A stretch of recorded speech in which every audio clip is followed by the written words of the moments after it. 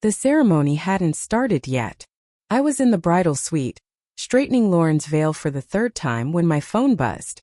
One buzz, then another, then three more in rapid succession. I ignored it.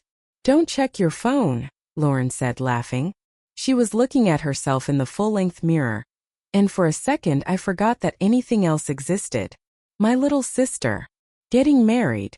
She looked perfect, terrified and perfect in the way people do right before they step into the rest of their lives. The phone kept going. I pulled it out. 7 missed calls. All from Marcus. My fiancé. My FBI fiancé, which is what I'd started calling him around our friend group. Not meanly, just descriptively, the way you'd say my surgeon boyfriend or my lawyer girlfriend. Except I didn't say it like that. I said it with a kind of pride, if I'm honest. Marcus worked for the Federal Bureau of Investigation. He was serious. He was important. He was going places. "Is that Marcus?" Lauren asked. I nodded. I was already standing up, already moving toward the door without thinking about it. "He knows the ceremony starts in 12 minutes, right?" She checked the mirror again, a nervous habit. "He knows," I said. But I was already calling him back. He picked up on the first ring. "We need to leave. Now." His voice had that particular flatness it got when he was working, when he was in what I later learned to call operational mode. "I'm at my sister's wedding. It starts in 10 minutes. I'm aware. We still need to leave." I stood in that hallway in my seafoam bridesmaid dress, holding my clutch, and I felt something shift. Not dramatically. Not like lightning. More like the moment you realize you're cold and you've been cold for a while, you just hadn't noticed. "I'll meet you at the car after the ceremony." He didn't respond. Just the sound of breathing. "Marcus." "Rachel, I can't explain this on the phone. But you need to trust me. We need to leave in the next 5 minutes. That's when I realized I didn't trust him. Not really. Not the way you're supposed to trust someone you've agreed to marry. We'd been together for 3 years. We met at a gym, which is such an ordinary way to meet someone that I never told people. I always said we met through friends, which felt more intentional, more like fate had a hand in it. Really, he'd asked me to spot him on the bench press and I'd said yes, and then he'd asked for my number. The early dates were fine. Normal. He was attentive in the way that makes you feel seen. He asked questions about my job, I'm a marketing coordinator, and listened to my answers. He paid for dinner. He texted back quickly. He wanted to introduce me to his friends after 2 months, which felt like a milestone. I felt chosen. By month 4, I noticed he didn't like when I made plans without telling him first. Not explicitly. He never said, "You can't see your friends." It was more subtle than that. He'd ask where I was going, what time I'd be back, who would be there. He'd text periodically. Small things like, "Hey, hope you're having fun." But the timing always seemed to land right when I was getting comfortable. Right when I'd forgotten to check the time. I told myself it meant he cared. I told my friend Jennifer it meant he was protective. She didn't say anything. I remember that clearly, the specific silence where she could have disagreed and didn't. Then came the incident with my dad.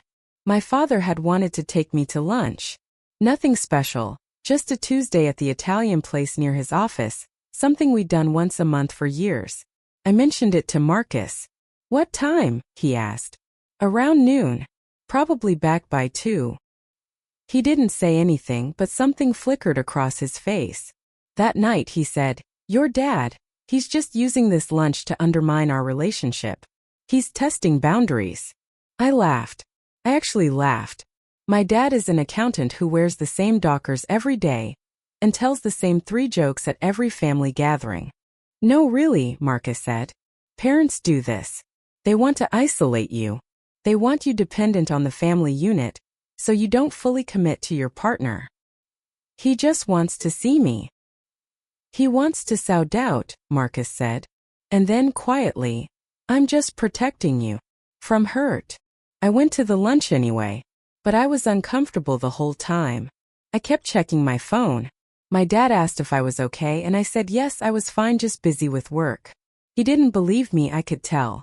But he didn't push. This happened 3 more times with different people. With my college best friend Sarah, whom I hadn't seen in 6 months. with my mom who wanted me to come to her book club, with my brother's basketball game. Each time Marcus would explain why the person was actually trying to control me, isolate me, undermine my judgment. Each time I'd go anyway. Each time I'd feel guilty. By the time we got engaged, a year ago at a restaurant he chose with a ring he'd selected without asking me what I wanted, I was checking in with Marcus before making plans. It felt natural. It felt like what people in serious relationships did. Felt like love. The wedding invitations had been ordered 3 months before Marcus proposed. 6 months before he proposed, actually. Lauren had been engaged for 18 months. I'd watched my sister plan this wedding the way some people plan military operations, with spreadsheets and mood boards and a 3-inch binder. I'd been in every planning session. I'd eaten 3 tasting menus with her. I'd driven to 4 different venues. When I got engaged, I didn't do any of that. Marcus said we'd have a small ceremony. Just family. Maybe 50 people. He had opinions about everything, the timing, the guest list, the fact that my cousin Derek was, in his words, unstable and potentially dangerous. Derek works in tech and has a beard and listens to podcasts about conspiracy theories. That's the extent of his instability. 3 weeks before Lauren's wedding, I was at work when Marcus called. This was unusual. He rarely called during the day. "Don't be upset," he said. "That's a great way to start a conversation," I said. "I ran a background check on some of the people attending your sister's wedding." I felt my stomach dip. "Why would you do that?" "Because you're going to be there with your entire family. I want to make sure you're safe. We're at a country club in the middle of the afternoon with 300 people. Background checks are precautionary. Rachel, I found something." "What?" "Your sister's fiancé. He's got some issues. Financial issues. Unpaid debts going back 7 years. David. My sister's fiancé David. Who I'd known for 4 years. Who'd been kind to me. Who'd cried at the rehearsal dinner talking about how nervous he was. What kind of financial issues? Student loans he defaulted on. Credit card debt. 2 missed child support payments before he got current again. From what? From before he met Lauren. From his first marriage. I put down my coffee. Okay, so he had a rough time. He fixed it. Did he? Or did he just get better at hiding it? Marcus, I'm telling you this because I care about you. Your family is about to be connected to someone dishonest. Someone with poor judgment and impulse control. It's going to reflect on all of you. He's marrying Lauren, not us. You don't see how these things work, he said. Family reputation is interconnected. When someone brings scandal into the family, there is no scandal. He had debt. Rachel. His voice softened. That was always the sign. Just listen to me. I know more about people than you do. That's my job. And I'm telling you, this guy is a risk. I asked him if he told me this because he actually cared about Lauren, or because he wanted me to miss the wedding. He said I was being paranoid. The ceremony was beautiful. I stood next to Lauren at the altar, and despite everything Marcus had planted in my head, I was happy for her.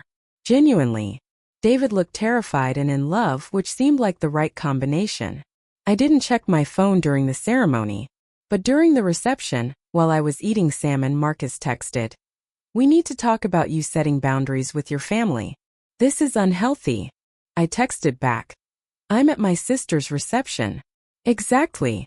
You should have prioritized our conversation. The salmon suddenly tasted like plastic. After the reception, after the first dance and the toasts and all the moments that are supposed to feel magical, I walked out to the parking lot where Marcus was waiting by his car. I got in. "This needs to stop," I said. "What needs to stop?" "This. You. The way you're trying to convince me that everyone I love is trying to hurt me." He shifted in his seat. "That's not what I'm doing. You ran a background check on my sister's husband. You're reading my messages to my friends. You told me not to go to my mom's book club because she was trying to isolate me. My mom runs a dental practice and reads romance novels. She's not a manipulator. Rachel. I missed 8 events in the last year because you convinced me they were traps. 8. I became someone I don't recognize. And I kept telling myself it was because you loved me, but it's not love. Love doesn't feel like being slowly erased. He was quiet for a long moment. You think you understand your own mind, he said finally. But you don't. I've been trained to see patterns that civilians miss. You're vulnerable. You trust people too easily. You need guidance. I need you to leave me alone. I can't do that. The way he said it, not angry, not threatening, just factual, terrified me more than any shout could have. What does that mean, you can't? It means we're engaged. We have plans. We have a life we've built together. You're having a moment of doubt, which is normal, but you'll regret leaving me. That sounds a lot like a threat. It's not a threat, he said. It's a fact. You'll be alone. Your family will take sides with your sister over you. They always protect the vulnerable one. You'll lose your social circle. You'll spend the rest of your life wondering if you made a mistake. I opened the car door. Goodbye, Marcus, I said. He grabbed my arm. Not violently. Just firmly. The way someone holds something they think might break. You can't leave me in the parking lot of your sister's wedding. Watch me. I pulled away. It took more strength than I expected, and I walked back into the reception. My mother was at our table, and I sat down next to her without explaining anything. She looked at me. Really looked at me the way mothers do. What happened? She asked. I ended my engagement. She nodded slowly. Good, she said. I was wondering how long you'd let that go on. The actual breakup took 3 weeks. He didn't accept it in the parking lot. He called me 12 times that night. Left voicemails about how I was having a mental health crisis and he was going to get me help whether I wanted it or not. Sent emails about our apartment lease and the down payment we'd made on a house upstate. The house we were supposed to close on in 6 weeks. He showed up at my office. Nothing dramatic. He just sat in the lobby with a coffee until I came downstairs, and when he saw me he started crying. Real tears. He looked destroyed. He said he'd been unfair, that he'd been processing his own trauma through our relationship, that he'd get therapy. I almost believed him. But then he said, everyone's going to think you're the crazy one. I have standing in this community. I work for the government. Who do you think people are going to believe? And I realized this is how he operates. One moment of seeming vulnerability, and then a reminder of his power. I contacted a lawyer. I got on the lease for my own apartment. I pulled back from my engagement ring, left it in a box on his front porch with a note that just said, return this. The hard part wasn't any of that. The hard part was my own mind. For weeks I would second-guess myself. Was I overreacting? Had he really been that controlling? Maybe I was too sensitive. Maybe I had pushed him away unfairly. I'd read the text conversations again and think, he has a point about Derek. Derek did seem sketchy at that one party. I'd remember all the small moments where I'd felt cared for, and forget the moments I'd felt trapped. This is what he'd trained me to do, doubt myself first. But then Jennifer called. My friend Jennifer, the one who'd been silent about Marcus in the beginning. She said, I'm proud of you. And I asked her why she never said anything. Because, she said, I watched it happen, and I knew if I said something he'd just use it as evidence that everyone was conspiring against you. I was waiting for you to figure it out yourself. And I'm so glad you did. My mom said something similar. She said, I wanted to wait until you were ready to hear it. And the second you sat down at that table, the second you knew you were safe, you were ready. 3 months later, I found out why he tried to get me to miss the wedding. I was looking through old documents, something my lawyer had recommended, and I realized he'd searched for Lauren's fiancé on an FBI database. I know this because when the divorce paperwork came through, his attorney mentioned concerning uses of government databases for personal purposes as something they wanted to keep quiet. Marcus had abused his access. He'd run those background checks without authorization, and then he'd used the information to manipulate me. He'd weaponized his position of power not just against me, but by leveraging actual government access. The FBI did an internal investigation. It's ongoing as far as I know. I didn't get to know many details, but I know he's no longer in the field. I know there's a file somewhere with my name in it, marking me as someone he misused his authority with. It's strange to be part of an official record. Strange to exist in government databases as the victim, even though I never quite bought into that word for myself. 6 months after I left him, I ran into David at the grocery store. This was a mundane moment. I was in the produce section, looking at avocados, trying to figure out which ones would be ripe by Thursday. He came around the corner with a shopping basket. We both froze. "Rachel," he said. "Hi. I heard about..." "I'm sorry." "Don't be," I said. "It wasn't your fault." "Still. Lauren was worried about you." Something in me crumpled and reformed. "Tell her I'm okay. Really okay. Better than I was." He smiled. A small genuine smile. "She'll want to see that for herself. I've been avoiding my family, you see. I'd felt like showing up would be burdening them with my drama, making them pick sides, forcing them to manage my shame. But that wasn't what was happening. They were just waiting for me to be ready to come back." I went to Lauren's house that Sunday. I sat on her couch, the same couch we'd picked out together months before I got engaged, and I told her everything. Not the parts I'd already told her, but the parts I'd been holding back. How much I'd doubted myself. How many times I'd almost called Marcus back. How deeply he'd gotten inside my head. She listened. And then she said, "I wanted to tell you so many times that something was wrong, but I didn't want to make it worse. You noticed." I noticed. Mom noticed. Jennifer obviously noticed. We didn't know how to help. "You helped by waiting," I told her. And I meant it. Here's what I understand now, and this is the thing I want to leave you with. Control doesn't always look like shouting. It doesn't always look like obvious cruelty. Sometimes it looks like someone who cares so much about your well-being that they need to know where you are, and who you're with and what you're thinking. Sometimes it looks like someone so invested in your future that they choose it for you. And sometimes the person being controlled is the last one to see it, because they're looking for the wrong thing. They're looking for evidence of being hurt, when actually the hurt comes from being slowly transformed into someone unrecognizable. If you've ever second-guessed your own mind because someone you trusted told you that you were the problem, if you've ever felt grateful to someone for isolating you because they framed it as protection, if you've ever realized mid-conversation that you've been defending the person who hurt you, then you know what I'm talking about. And you also know what it feels like to choose yourself, even when it's terrifying.